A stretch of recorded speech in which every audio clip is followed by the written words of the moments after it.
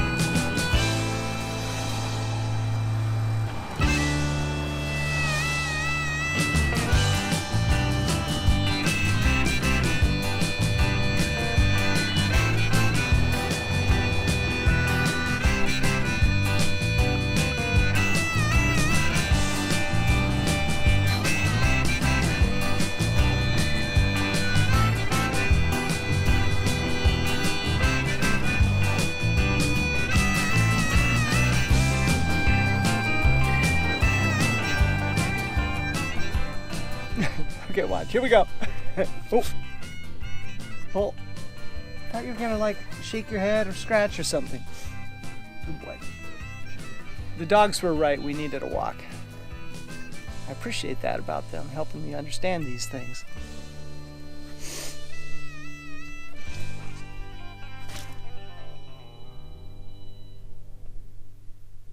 So once again, these are for cheatgrass. Nasty little weed. Good dogs. Come on, Rowdy.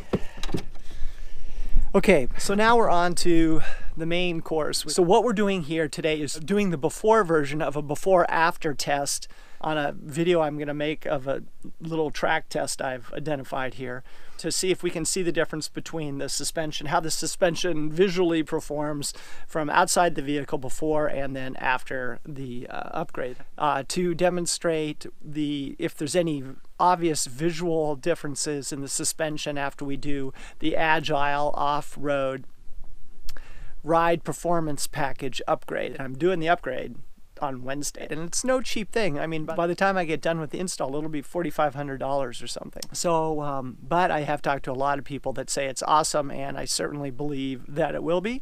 But nonetheless, I thought it'd be fun to see if record something on video that makes it really obvious, the before after. And maybe these already exist, I don't know. So that's what we're doing out here today. Now, what I'm curious to see is the side sway when I go over a bump or something, because that's what we can identify with having driven this vehicle with the stock suspension, that back and forth.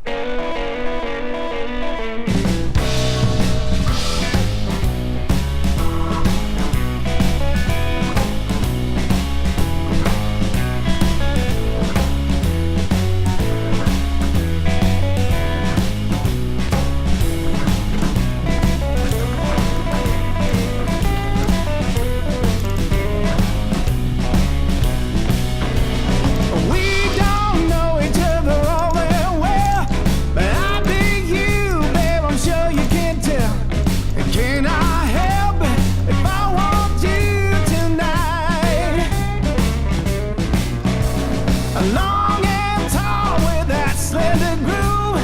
I love your smell and the way you move. Can I help it if I want you tonight?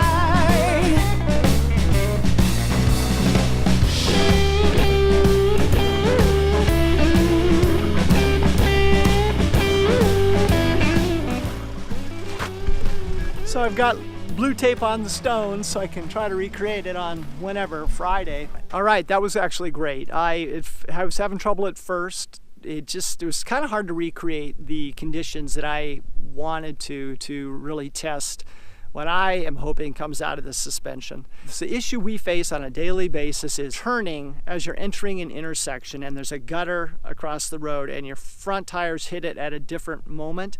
Then it starts the vehicle to swaying. See if I can do that without moving the camera. And it keeps swaying. And sometimes if you hit it at just the right speed, which is, I don't know, 14, 15, maybe 18 miles an hour, it sways kind of violently.